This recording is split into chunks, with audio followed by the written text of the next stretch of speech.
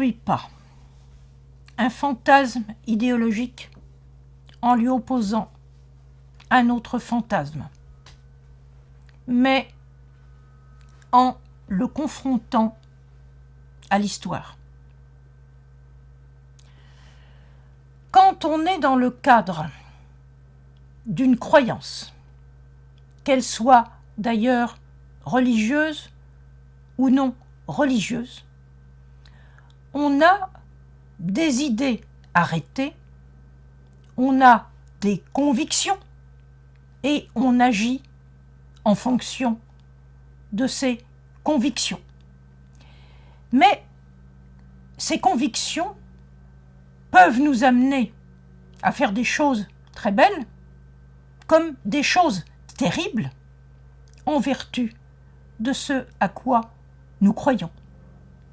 Alors, dans le cas des choses terribles, pour essayer de retrouver un peu de raison, eh bien, il faut revenir à l'histoire, surtout si, dans le cadre de notre idéologie, nous nous appuyons sur des représentations qui cherchent à se légitimer à partir du passé. La plupart du temps, quand on cherche à se légitimer à partir du passé, je peux dire qu'on devient irresponsable dans son présent.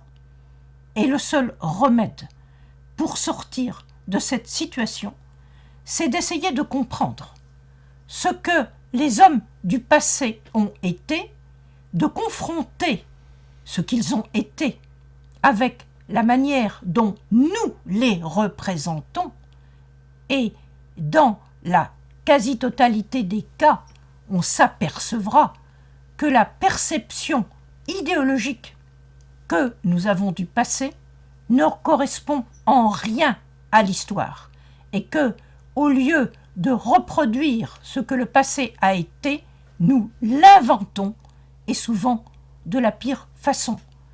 Il faut donc sortir de l'idéologie, nous libérer de l'idéologie en remettant notre vision dans le champ de l'histoire.